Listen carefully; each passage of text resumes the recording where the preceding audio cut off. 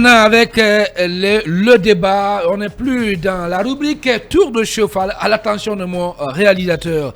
Ah bien, pour évoquer, oui, cet appel réitéré par les États-Unis, Abakar Condé à l'endroit des autorités guinéennes. Oui, dans le terme voilé. Hein, et quand on dit qu'on est heureux d'annoncer que le gouvernement des États-Unis fait progresser l'initiative adaptée pour soutenir, donc c'est une initiative qui vise à soutenir un peu le peuple, les pays qui sont en transition.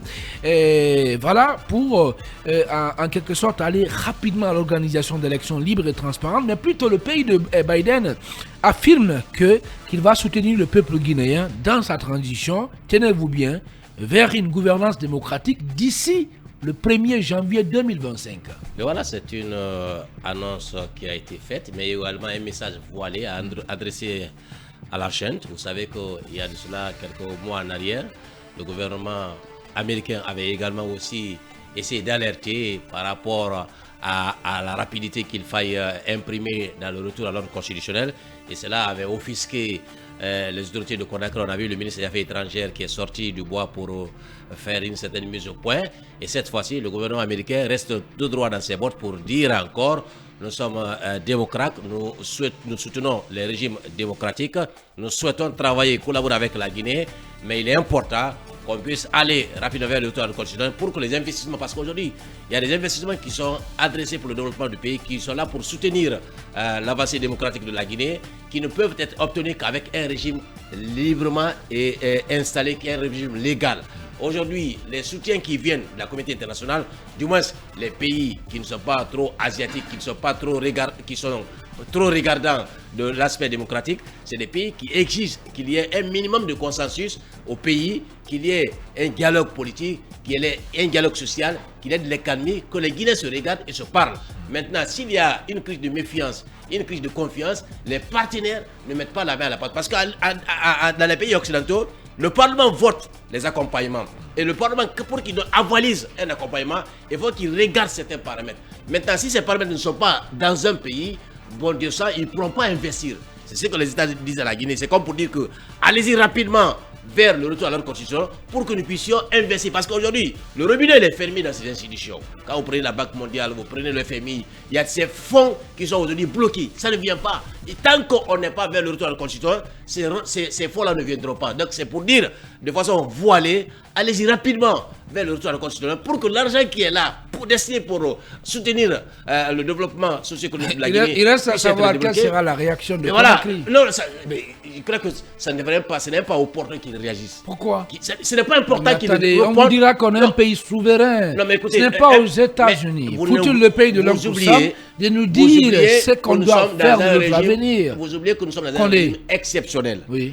Celui-là qui est là aujourd'hui, Doumbouya, n'est pas l'élu du peuple. Il n'a pas le choix du peuple guinéen. Il s'est imposé. Il est venu par effraction au pouvoir. Finalement, il cherche à se légitimer. Maintenant, ce monsieur qui est venu là, qui veut se légitimer, ce monsieur ne peut pas collaborer avec les régimes démocratiques. Comment ça?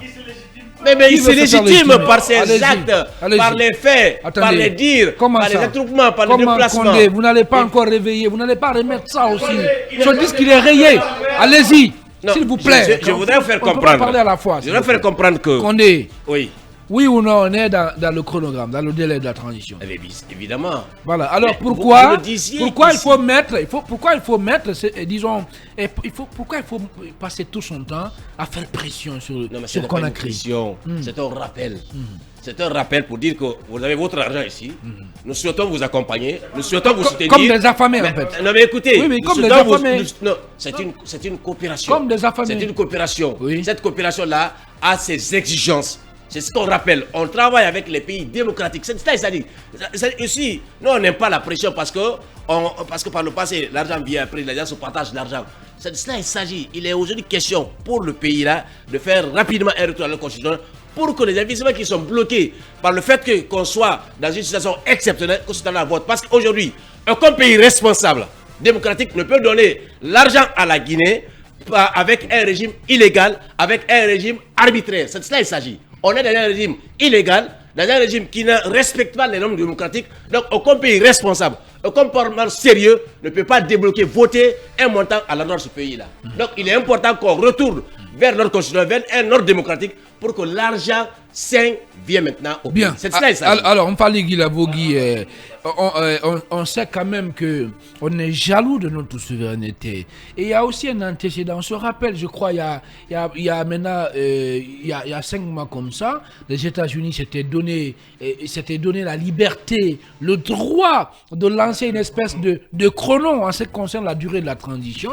Et aujourd'hui, revenir avec un communiqué et pour un peu rappeler aux autorités de Conakry, que vous devez organiser des élections à partir du 1er janvier 2025. Est-ce que ça ne risque pas de passer très mal? Bon, moi je ne vois pas de mal en ça, puisque en tant que partenaire, vous savez quand même que les États-Unis qui restent démocratiques, qui restent très attachés aux valeurs démocratiques, pour leurs partenaires ont quand même cette prérogative de rappeler d'un moment à l'autre. Et je crois que l'accord qui a été scellé à cet effet entre les autorités de la transition et l'accord dynamique naturellement entre les autorités de la transition et la CEDEAO, dans les conditions normales, si tout va bien, je pense que les Guinéens doivent aller aux élections en fin 2024. Donc c'est un rappel que les États-Unis sont en train de faire. Moi je ne vois pas de pression derrière ce message. Justement, c'est peut-être pour dire aux autorités... mais est-ce qu'on en a besoin? Justement, c'est pour dire aux autorités qu'il y a quand même un accord qui a été... Il ne faut pas l'esquiver. Est-ce qu'on en a besoin, Pali? Oui, on en a besoin. Vous êtes un Massagui quand même. Oui, on en a besoin. Je pense que pourquoi on en a besoin? Être avec un partenaire et lui dire que bon, on devait faire tel jour, pendant tel moment, moi je ne vois pas de mal en ça. Et si votre partenaire, si votre partenaire vous dit que vous n'avez pas le droit de me rappeler quoi que ce soit, je m'occupe des affaires internes de ma maison, est-ce que c'est normal encore de rêver de remettre ça en fait? Oui, parce que pendant le chrono que les États-Unis à un moment avaient brandi, les autorités de la transition avait vu derrière ce message une injonction. Moi, à mon avis, je crois qu'il n'y a pas d'injonction par rapport à cette proposition que les États-Unis viennent de faire. C'est juste un rappel pour dire aux autorités guinéennes, attention, à partir de fin 2024, vous savez que vous devez aller aux élections. Et les États-Unis réitèrent encore leur engagement auprès de tous les régimes de transition, qu'ils sont vraiment aptes à les accompagner. Donc moi je ne vois pas de mal en ça. Maintenant la question qu'on peut se poser, je peux vous promettre quelque chose. La question qu'on peut se poser peut-être... Je peux vous promettre quelque chose, Mfali Guy Lavogui. Un certain Morikanda plutôt, excusez-moi. Oui, Morikanda, vous savez, d'ici le soir, il va prendre il est souverainiste. Il va rappeler le nom de Sékou Touré à la France de 1958. C'est un ministre, voilà, il est souverainiste. C'est comme la Fatia très attaché, si vous voulez, à certaines valeurs notamment liées à notre souveraineté. Donc pour lui, on ne doit pas faire d'injonction. Je crois que c'est un message purement diplomatique, mais derrière tout ça, moi je crois que ce qui doit être fait aujourd'hui, c'est la mise en œuvre des 10 étapes de la transition. C'est là où se trouvent toutes les questions. Est-ce qu'aujourd'hui les autorités seront à même de mettre en œuvre et dans le délai imparti les 10 étapes de la transition? Alors je vous réponds, à ce niveau. Deux personnes ont répondu par l'affirmative dans ce studio. Il s'agit de Ibrahim Koné de Alphonse Mara qui estime Bevala et soutenu par ricochet par le journaliste centriste Mamadou Boye que sur le terrain il y a des actions lisibles dans ce sens-là. Oui, avec les deux projets de loi, normalement. Avec les 2 projets de loi qui ont été adoptés par le CNT, je crois que si les autorités ont encore cette volonté, ils ont encore le temps, ils peuvent mettre le pied à l'étrier très rapidement, mettre le pied à l'étrier très rapidement pour pouvoir respecter les 24 mois. À ce niveau, moi je crois que il y a 2 alternatives. C'est que si aujourd'hui les fonds sont disponibles, parce que là où on se pose la question, il faudrait que les partenaires au développement aussi puissent mettre la main dans la poche, parce que c'est ce qui a été dit. Merci beaucoup. C'est qu'ils vont mobiliser des fonds pour aider les autorités à mettre en œuvre les 10 étapes de la transition. Est-ce qu'aujourd'hui c'est fait? La question est non. Donc il va de soi aujourd'hui que les partenaires de leur côté aussi puissent prendre à bras le corps leur engagement pour pouvoir accompagner les autorités. Ce qui n'est pas en train d'être fait. Maintenant du côté des autorités, c'est vrai, il faut mobiliser des fonds.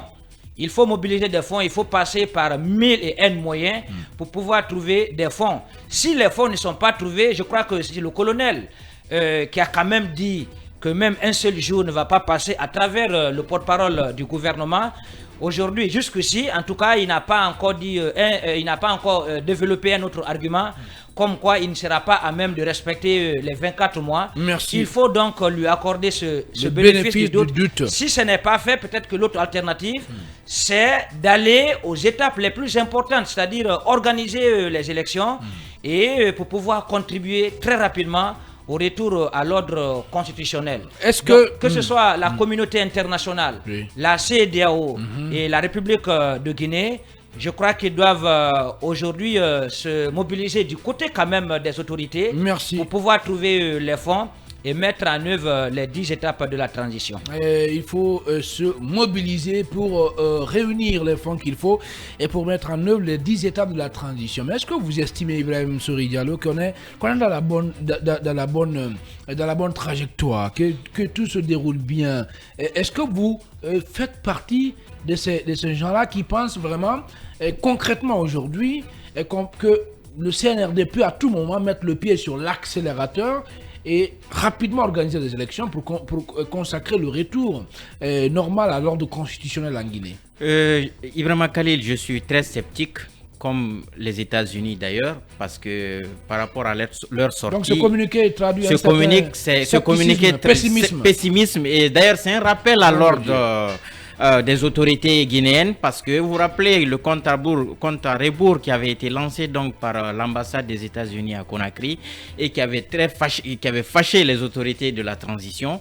Et je pense que les États-Unis, qui sont aujourd'hui l'un des plus grands contributeurs, en tout cas côté processus électoral, et je pense qu'ils ont tout à fait raison. Ils ont tout à fait raison donc d'interpeller les autorités guinéennes. Mais aujourd'hui, pour te répondre, donc aujourd'hui les autorités guinéennes n'ont pas suffisamment de moyens donc pour organiser ces élections, parce que je rappelle, si vous ne le savez pas, certains EPA certains responsables donc des EPA ont fait 3 mois sans être payés. Et en tout cas, des informations à ma disposition, c'est dire qu'aujourd'hui, l'État guinéen peine donc à mobiliser les fonds pour même payer les responsables des EPA. Malgré la levée de 5 000 milliards non, au niveau des banques. Il y a quelques mois, je vais dire 3 mois en arrière, les responsables des EPA, certains responsables des EPA ont galéré pendant 3 mois sans être payés. Et il faut aussi... Allez-y. Donc il faut dire qu'aujourd'hui les États-Unis ont la légitimité donc d'interpeller les autorités guinéennes. Et aussi il faut dire que la transition, comme je le disais un peu plus tôt, il n'y a pas de lisibilité. Il faut qu'aujourd'hui le colonel Doumbouya se réveille, se rappelle, ou bien du moins qu'il remette au moins la vidéo, puisque les images existent, de sa première sortie lors de son push donc du 5. Mais qui vous a dit qu'il ne se rappelle pas? Je suis un observateur. Est-ce qu'à tout prix, moi je pense qu'aujourd'hui, mettre pression sur lui, est-ce que ça ne risque pas de nous amener à organiser les élections bâclées? Avec la boulimie du pouvoir, je pense qu'aujourd'hui, le colonel président a oublié aujourd'hui les promesses qui ont été tenues le 5 septembre. Selon vous? Selon moi, le 5 septembre, parce qu'aujourd'hui, ses faits et gestes et actes montrent aujourd'hui qu'il a pris goût du pouvoir, et la tenue des élections présidentielles n'est pas en tout cas pour demain. Si je vous comprends, c'est-à-dire le colonel, il lève la petite tasse de café, il boit, on va dire bien, voilà, c'est parce qu'il est au pouvoir, il veut rester. Il s'habille en Kendeli, non, c'est parce qu'il veut rester au pouvoir. Pas que, mais aujourd'hui, à un moment donné, nous sommes des journalistes. Il n'y a pas d'acte concret. Ibrahim Khalil, il n'y a pas d'acte concret aujourd'hui, allant donc dans le sens d'un retour rapide à l'ordre constitutionnel. Alors, je vous informe, au niveau du CNT, aujourd'hui le dialogue politique est au point mort. Tous les grands acteurs politiques, tous les leaders politiques que sont Cellou Dalein Diallo, Sidya Touré aujourd'hui sont à l'extérieur.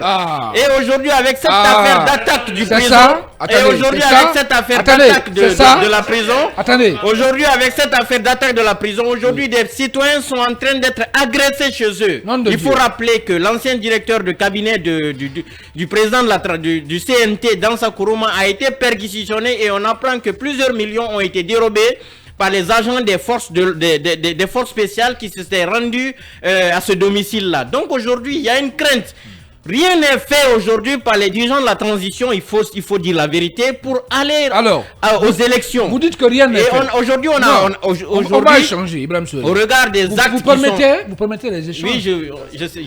Est-ce que dire que rien n'est fait, est-ce que dire que rien n'est fait, c'est pas un écart de langage? Je n'ai pas dit que rien n'est fait. Je dis au regard des engagements qui ont été pris et du temps qui s'est écoulé, on a comme l'impression aujourd'hui que le président de la transition n'est pas en tout cas sur la bonne voie de rendre le pouvoir à bonne date. C'est-à-dire de respecter le délai qui est de combien de 24 mois. De 24 mois. Donc il n'est pas en mesure aujourd'hui, au regard des actes qui sont posés sur le terrain, lui-même l'a dit lors de la 72e Assemblée Générale des Nations Unies, qu'aujourd'hui ce qui le préoccupe, c'est le social et l'économie. Donc aujourd'hui, rien n'a été dit par rapport au respect du délai. Hein? Mais c'est connu, mais il faut quand même mettre, on va le laisser terminer, il faut poser des actes sur le terrain qui puissent rassurer non seulement les citoyens à la base, mais aussi les partenaires qui doivent mettre la main à la poche pour accompagner ce processus. On va le laisser terminer, Alphonse. Vous aurez votre temps de parole. Merci à tous les six. Je dis que l'heure de la parole est passée. Il faut me poser des actes allant dans le sens, au retour à l'ordre constitutionnel. Bien. Aujourd'hui, rien n'est pas. On n'a pas besoin que des belles paroles. Il faut quand même poser des actes qui puissent quand même rassurer les citoyens lambda qui se démerdent pour avoir difficilement d'ailleurs la papote pour la famille. Vous l'avez dit tout à l'heure, mon cher.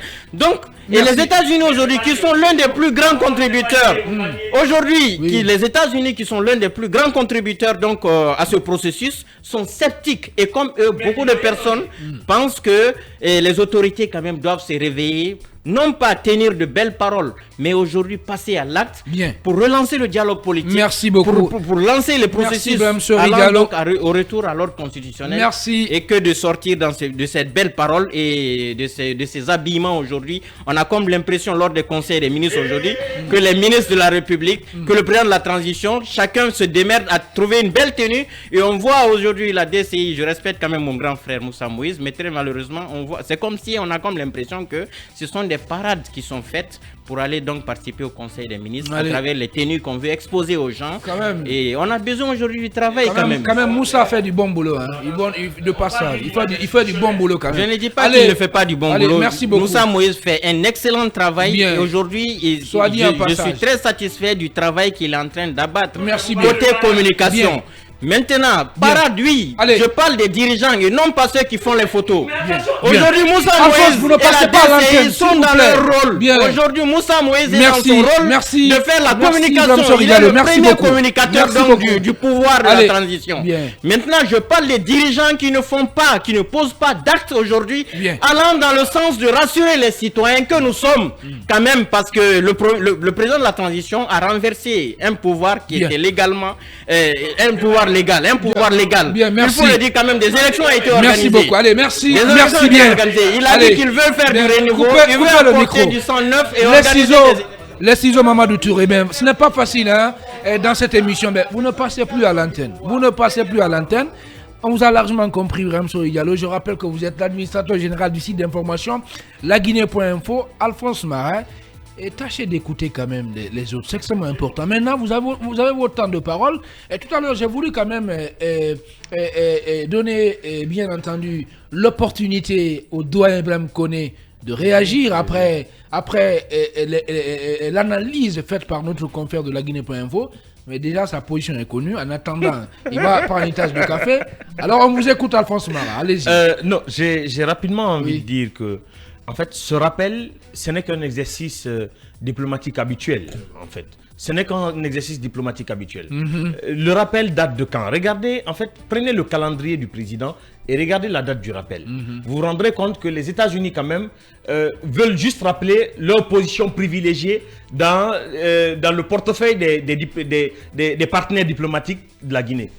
Les États-Unis parlent de pression. On parle de pression, ce n'est pas une pression. La pression serait de dire j'ai mis les fonds, allez-y aux élections. Aujourd'hui, on est en train de courir vers la mobilisation des fonds. ce qui n'est pas encore une réalité.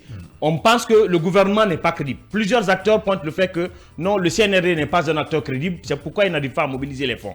Mais de l'autre côté, aucun acteur politique ne bouge son calendrier ou son carnet d'adresse pour que les fonds soient mobilisés et qu'on sorte de cette transition. Oui. Alphonse, vous êtes au sérieux là? Je suis très sérieux. Vous êtes au sérieux Je là? suis très sérieux. On ne veut pas que... Non, attention, Khalil. Non, je vais Khalil. placer ça. C'est Oui. une question. Vous voulez me dire, des leaders politiques contraints à l'exil, comme les cellules les Sidia, Non, attention. c'est à eux d'aider le gouvernement À sortir, mobiliser à des nous- fonds oui. pour organiser les élections. Mais attendez. Non, je vous pose la question, répondez. Oui. Nom de Dieu.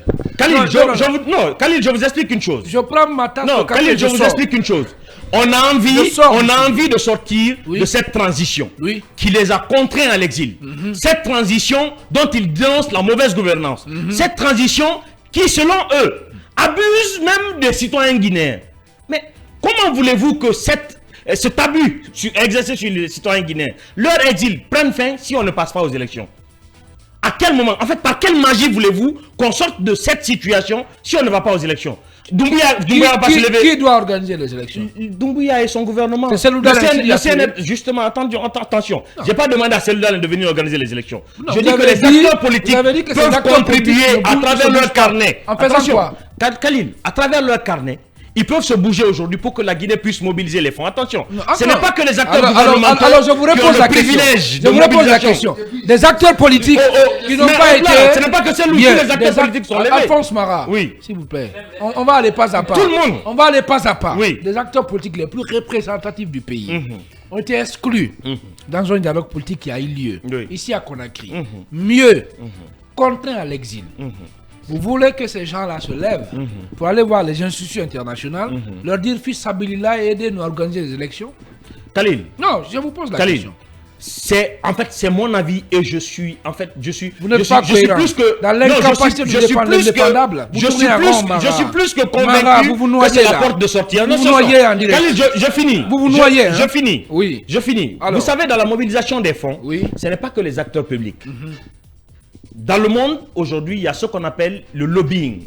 Le lobbying, c'est la capacité que tu as à mobiliser, à faire bouger des acteurs pour que la situation qui semble bloquée, à cause, par exemple, du fait que moi, je ne connaisse pas tel ou je n'ai pas la capacité à faire bouger telle personne, puisse être fait sans moi. Aujourd'hui, la Guinée a besoin de fonds pour sortir de cette transition. Et les Cette acteurs transition politiques nous doivent coûte, aider à trouver attention, les fonds. non, cette transition nous coûte plus cher que les élections même. Pourquoi elle nous coûte plus cher? Le président lui-même dénonce sa gouvernance. Je le rappelais la dernière fois. Le président lui-même dénonce sa gouvernance. Le président pointe du doigt la responsabilité de certains cadres dans sa gestion. Vous parlez de quel Pendant ce président? temps, le De président de la transition, Mamadi ou de Alpha Doumbouya, Condé? Mamadi Doumbouya lui-même dénonce la gestion de certains cadres de son pouvoir. Ça ne peut pas continuer. Cette élection, si elle ne s'organise pas maintenant, elle s'organisera quand? Et pendant ce temps, C'est-à-dire, est-ce que s'il n'y a pas d'élection? Vous écoutez, j'ai comme l'impression que la responsabilité revient aux acteurs politiques. Non, attention, je ne parle pas de responsabilité, je parle de participation. Oui. J'ai dit aujourd'hui, les acteurs politiques, les acteurs de la gouvernance actuelle sont en train de faire leur mieux pour mobiliser. Mais certains pensent qu'ils ne sont pas crédibles. Donc, ils ne peuvent pas mobiliser comme il le faut. C'est là où nos acteurs politiques doivent intervenir. Mais ce n'est pas un exercice... Attention, ce n'est pas un exercice que j'innove. Hein. Oui. Ça a été fait. Quand le CNRD a pris le pouvoir, qui a crédibilisé le coup d'État de Doumbouya? C'est quand même les acteurs politiques guinéens. C'est quand même la société civile guinéenne. Et vous savez pourquoi? Non, Vous non, me dites- attention, non. Khalil, tu ne vas réponds. pas m'expliquer pourquoi. Non, si. Khalil, tu ne vas Non, pas parce que m'expliquer là, vous pourquoi. vous noyez. Non, je me Parce noie pas, qu'à Khalil. l'époque, on croit, le peuple de Guinée a adhéré dans sa majorité au coup d'État qui a renversé Alpha Condé. Vous êtes d'accord avec moi? Khalil. Et les objectifs de départ aujourd'hui, Khalil. petit à petit, sont en train d'être galvaudés Khalil, à force Mara. Khalil. Vous n'avez pas Khalil, réinventé ça- la roue. Khalil, dans ça ce studio. c'est non, Khalil, ça c'est ton regard. Bien. Maintenant, moi je ne parle pas de la question de crédibilité ou des humeurs des gens. Ce dont je suis en train de parler, Oui. c'est qu'un processus avait déjà été fait. Bien. Le mécanisme a déjà été mis en œuvre. Qui n'a Quand pas on a lancé voulu, le 5 attention, septembre? quand on a voulu crédibiliser le coup d'État de Doumbouya, parce que tout le monde en avait marre d'Alpha Condé, les acteurs politiques se sont bougés pour aller vers les institutions internationales. Oui. Les acteurs de la société civile ont fait le tour de la sous-région, eux-mêmes d'ailleurs. Oui, mais pourquoi? Les acteurs sociopolitiques de la Guinée. Pourquoi ils l'ont fait Non, à l'époque? Khalil, je Et finis. pourquoi ils le font plus? Khalil, je finis. Oui. Les acteurs sociopolitiques, Oui. à l'époque, ensemble, Oui. ont fait bouger leur carnet. Justement. Pour que les Non, institutions. avançons. Je Mais finis, pourquoi Khalil. ils l'ont fait à Pour que l'époque? les institutions les plus intransigeantes en matière de coup d'État puissent accepter le coup d'État guinéen. En fait, le coup d'État guinéen est le coup d'État le plus chéri de la sous-région. Et ça, c'est du fait. Attends, Khalil, je finis. Ça, c'est du fait. Non, je suis d'accord. On va pas tympaniser les gens pour gagner quand même. Ça, c'est du fait. Et pourquoi ils l'ont fait à l'époque? Khalil. Et pourquoi aujourd'hui ils n'adhèrent plus au programme de la transition? Pourquoi? C'était pour aider la transition à trouver son fondement. Et pourquoi ils se sont retirés? Ils sont parvenus à ça. Pourquoi ils se sont retirés? Aujourd'hui, le coup d'État de la Guinée est le plus chéri de la sous-région. Par rapport au coup d'État malien et au coup d'État du Burkina. Donc aujourd'hui, qu'est-ce qu'il y a lieu de faire encore?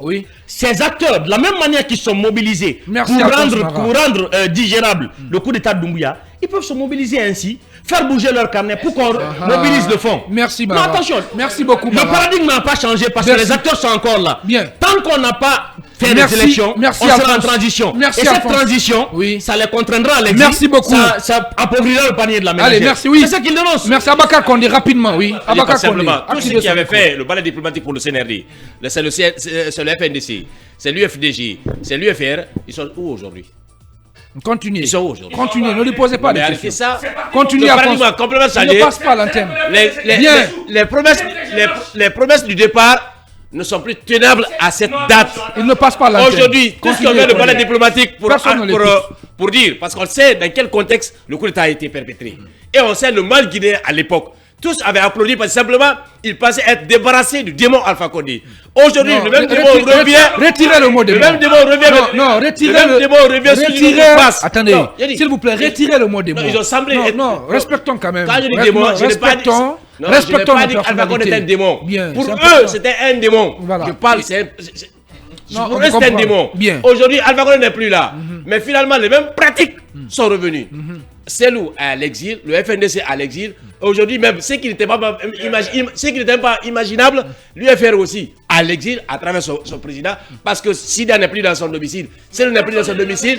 Et ça, qui l'a fait? C'est le CNRD qui est au pouvoir aujourd'hui. C'est le CNRD qui fait qu'aujourd'hui le FNDC qui a été dissous, Alpha Condé, bien qu'il ne soit pas, c'est tout ce qu'on a dit sur lui, il n'a pas dissous le FNDC. Le FNDC a été dissous par qui? Par le CNRD. Aujourd'hui, le paradigme a changé complètement. Vous voulez que ceux qui sont sachés autour du pouvoir, ceux qui sont persécutés politiquement, reviennent pour encore faire le balai diplomatique pour dire, donnez de l'argent à Mamadi Doumbouya. Mais vous rêvez là. C'est incohérent. Mais vous rêvez là. C'est incohérent. C'est un rêve ça. Bien, Mfali Guilabogui, rapidement. C'est un rêve ça. Rapidement, Mfali Guilabogui, pour clore ce sujet, oui.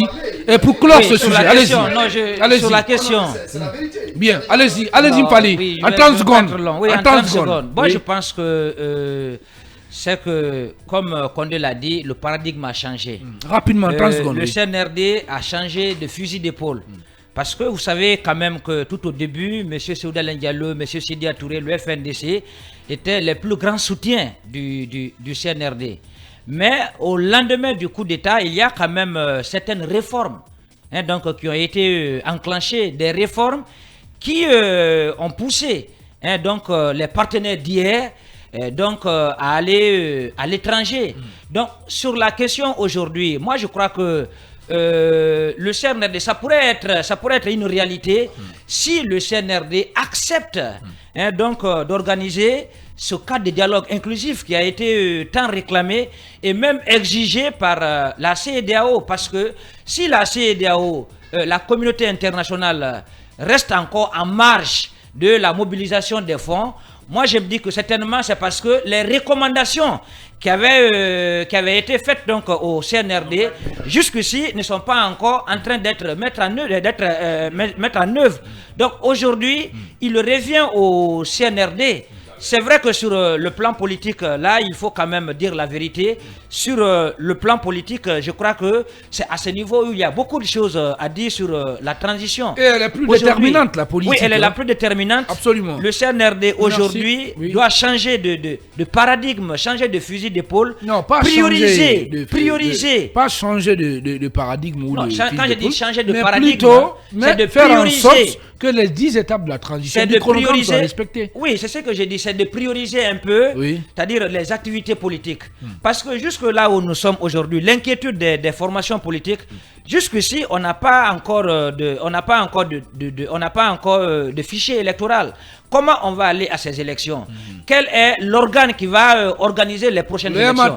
À ce niveau, il y a encore débat parce que oui. Mori Kondé dit qu'il va organiser les élections. Les partis politiques, d'ores et déjà, sont en train de le récuser. Je crois que le CNRD doit quand même mettre sur la table. C'est pas la personne du ministre que les partis politiques récusent, mais plutôt Oui, c'est le fait que l'État est carrément certains la même mise directement sur l'organisation des élections. Oui, certains récusent directement le ministre Mori Kondé. Voilà, donc ils pensent que il y a quand même des cadres qui s'y connaissent, qui sont vraiment d'experts électoraux, qui sont à même de répondre à certaines attentes. Donc aujourd'hui, je crois que sur le plan politique, le CNRD doit changer de fusil d'épaule. Les questions qui fâchent, il faut les ramener autour de la table. Il faut faire venir tous les acteurs sociopolitiques parce qu'on ne peut pas aller à ces élections sans notamment le RPG Arc-en-Ciel, sans l'UFDG, si vous le permettez, sur ce point, avant d'accélérer, le CNRD aussi vous dira, avant de continuer, vous dira qu'il n'a contraint aucun leader à l'exil, officiellement. Oui, le CNRD, il peut le dire ainsi, mais ce sont certaines réformes, des réformes judiciaires, voilà, des informations judiciaires qui ont été notamment enclenchées et qui ont poussé notamment M. Seydou Diallo, M. Sidi Touré et autres, donc à se retrouver aujourd'hui à l'étranger. Mais je pense que tout cela peut se reconstruire s'il y a cette volonté de mettre en œuvre une transition inclusive. C'est là où aujourd'hui se trouve l'inquiétude, même des partenaires et des acteurs de cette période de transition.